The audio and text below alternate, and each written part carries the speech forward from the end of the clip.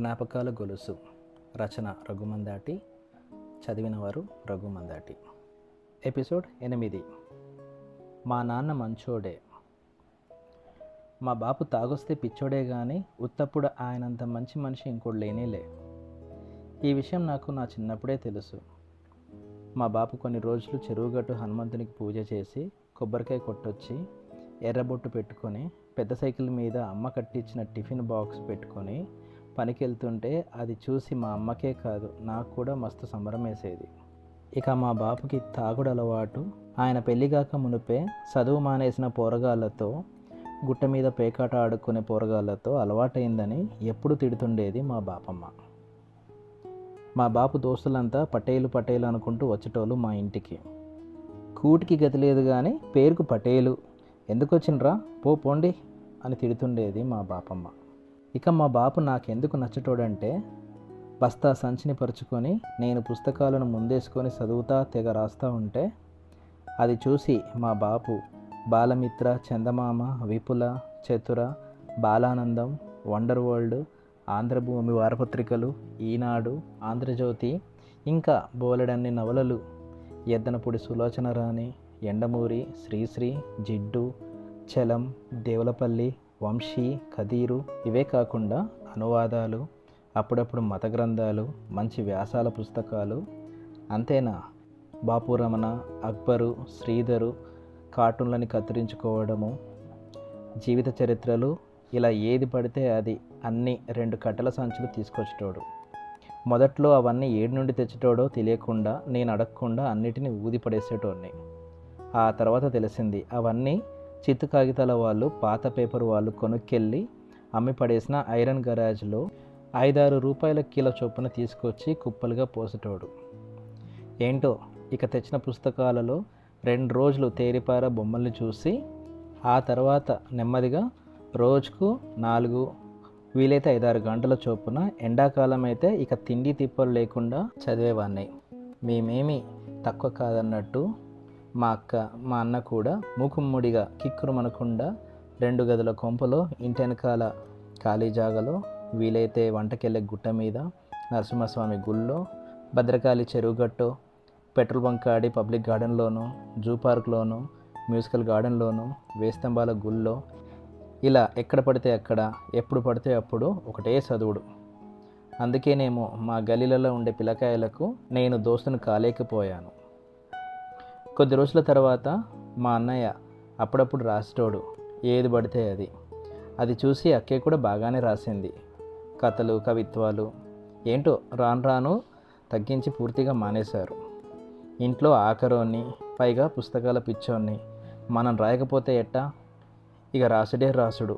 ఎవరికి ఏ వ్యాసం కావాలన్నా, ప్రేమలేఖలు రాయాలన్నా, ఉపన్యాసాలు ఇవ్వాలన్నా, జోకులు డ్రామాలు వేయాలన్నా వచ్చిరాక నేను రాసే పిచ్చి గీతలే మా దోస్తులకి దిక్కు.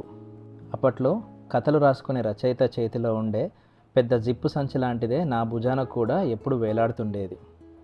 నేను చదివే చదువుడు చూసి మా అమ్మ, బాపు, మా బాబాయ్, మా మామయ్య, ఆఖరికి మా క్లాసు ప్లగాలంతా కూడా ముక్కున ఏలేసుకునేటోళ్ళు.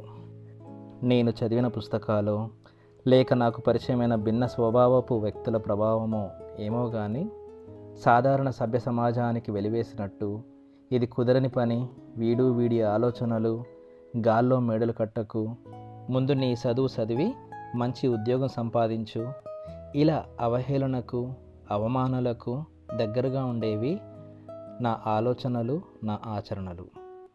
అయినా స్వతంత్ర భావాలు, సొంత నిర్ణయాలు, దేనికి భయపడకపోయే తత్వం, నా మీద నాకు గట్టి నమ్మకం, ప్రపంచమేమీ ఒకరి సొంతం కాదు అని అనుకోవడము, మనుషుల్ని చూడగానే వారి స్వభావాన్ని, వారిని ఇట్టే పసిగట్టడము, నా జీవితం నాదే, నాకు నచ్చినట్టు బతకచ్చనే ధీమా, అబ్బో ఇలా చెప్పుకుంటూ పోతే ఎక్కడ లేని, ఎన్నడూ లేని మార్పంతా నాలో కలిగింది ఆ పుస్తకాల దెబ్బతో. ఇక రాను ఆ పుస్తకాలని పెట్టుకునే చోటు మా కొంపలో లేక, మా కాపువాడ రావి చెట్టు దగ్గరుండే చిన్న గ్రంథాలయంలో, ఇంకా కొన్ని పబ్లిక్ గార్డెన్ గ్రంథాలయంలో, మిగిలినవి జుబేర్ బుక్ స్టాల్కి ఆనుకొని ఉన్న మసీదు పక్కన ఉండే గ్రంథాలయంలో భద్రపరిచినాం నేను, మా ఆరిఫ్ గాడు. అప్పట్లో నా పుస్తకాల పిచ్చిని, నేను తెచ్చుకునే మార్కులను చూసి మా ప్రిన్సిపాల్ మేడం 6వ తరగతిలో టీచర్లందరినీ పిలిచి భలే మెచ్చుకుంటూ అభినందించేది. ఇక అప్పటి సంధి మా శ్రీవాణినికేతన్ చిన్న స్కూల్లో పిల్లకాయలందరికీ నేనే పెద్ద దిక్కునైనా. స్కూల్లో ఏం జరిగినా జరగకపోయినా అన్ని పనులకు పెద్ద దిక్కునే నడిపించడాన్ని. నాకు తోడుగా రవిగాడు, ఆరిఫ్గాడు. 7వ తరగతి వరకు మాత్రమే ఉన్న మా స్కూల్ని 8, 9, 10 వరకు తీసుకొచ్చినాం. అంటే స్కూల్లో 10th ఫస్ట్ బ్యాచ్ మేమే. చిత్రం ఏమిటంటే అన్ని స్కూల్లో ఒక్కో తరగతిలో 40-50 పిల్లకాయలు ఉంటే మా 10వ తరగతి బ్యాచ్లో నేను, రవిగాడు, ఆరిఫ్గాడు, నఫీసా, సుల్తానా మేము 4 మాత్రమే. ఇంకో బాధాకరమైన విషయం ఏంటంటే 10వ తరగతిలో నేను ఫస్ట్ క్లాస్లో పాస్ అయితే తక్కిన 3 ఫెయిల్ అవ్వడం. అయితేనేమి ఎందుకు కొరగాకుండా పోతారేమోనని అప్పట్లో భయపడ్డ వాళ్ళంతా తర్వాత ఆరిఫ్, రవిగాడిని చూసి మెచ్చుకుంటుంటే నాకు సంతోషంతో మనిషికి కావాల్సింది చదువు కాదు, బ్రతుకు తెరువు నేర్చుకోవాలి అని. దేహి అని ఒకరిపై ఆధారపడి బ్రతకడం కాక సొంత కాళ్ళపై ధైర్యంగా నిలబడగలిగే సత్వం ముఖ్యమని వారిని చూసి నేర్చుకున్నాను. ఇక 10వ తరగతి తర్వాత నఫీసా, సుల్తానా ఇప్పటికైనా కనిపిస్తే ఒట్టు. పాపం మంచి పిల్ల ఇప్పుడు ఎక్కడుందో. ఇక గమ్మున కూర్చునే రకాన్ని నేను కాకపోవడం, కొద్దో గొప్ప వాడలో నాకున్న మంచి పేరు నేను గీసిన బొమ్మల కథల పుస్తకాల్లో కనిపించడం, విశ్వం సౌండ్ సెంటర్లో పార్ట్ టైం జాబ్ చేస్తున్నప్పుడు శశిధర్తో స్నేహం, ఆ తర్వాత పరిచయమైన ఆకాశవాణి చంద్రమోహన్ గారి పుణ్యమా అని రేడియోలో నా గొంతు వినపడడం, జానపద గాయకులతో కలిసి పనిచేయడము, ఇక మా సైకాలజీ డాక్టర్ నారాయణ అంకుల్తో కలిసి జైల్లో ఖైదీలను, పిచ్చాసుపత్రులు పిచ్చోళ్ళని, అనాథాశ్రమంలోని పిల్లలని, వృద్ధాశ్రమంలోని పెద్దోళ్ళని, వారి మనస్తత్వాలని గమనిస్తూ వారిలో మనోధైర్యాన్ని కల్పించే కౌన్సిలింగ్ ఇచ్చే విధానాన్ని పసిగట్టడం, అది వీలు చిక్కినప్పుడల్లా మా వీధిలో ఉన్న పిల్లకాయల భవిష్యత్తుపై, చదువుపై ఉన్న భయాలను పోగొట్టే కౌన్సిలింగ్ని ఇస్తూ, బొమ్మలు గీయడం నేర్పిస్తూ, ఊరంతా తిప్పుతూ ట్యూషన్లు చెప్తా ఉంటే నాకు మా గలీలనే కాదు ఊరంతా దోస్తులే. ఇక హైదరాబాద్కు వచ్చిన ఇన్నేళ్లలో ఈ దోస్తుల లిస్టు మరీ పెరిగిపోయింది.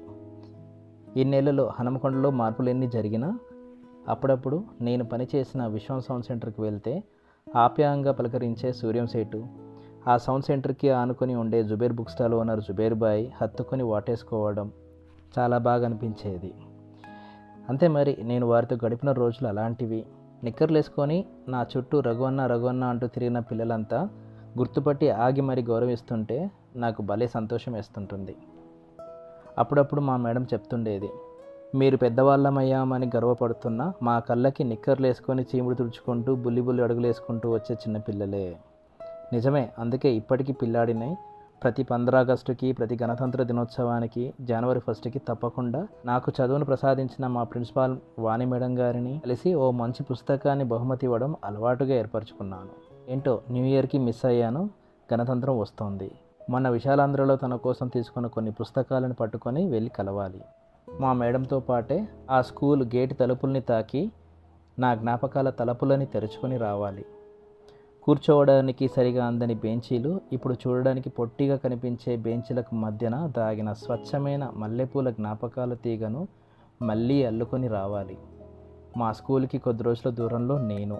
ఏంటో ఆలోచిస్తుంటే నాకు బతుకుని ఎలా బతకాలో నేర్చుకోవడానికి, నా కోసం బీదరికాన్ని సృష్టించి పెట్టినందుకు, ఆ బీదరికంలో అనుక్షణం ఆనందాన్ని వెతుక్కునే అవకాశం కల్పించినందుకు, నేను నీలా మారకుండా నువ్వు నాకు ఆదర్శంగా నిలిచినందుకు, పై చదువులు చదివించలేకపోయినా నా కోసం విలువైన జ్ఞానాన్ని కుప్పలుగా పోసినందుకు, వాటి ద్వారా నన్ను మనిషిలా మార్చినందుకు, ప్రతిరోజు నా ఆలోచనలన్నీ ఆచరణలో పెట్టే ప్రయత్నం చేస్తూ అప్పుడప్పుడు నన్ను అవహేళన చేసిన వారిని ముక్కున వేలేసుకునేలాగా చేయగలుగుతున్నందుకు, తెలుసో తెలియకో దానికి కారణం మా తాగుబోతు నాన్నే అని గర్వంగా చెప్పుకోవాలనుంది. అందుకే బాపు, ఐ లవ్ యూ.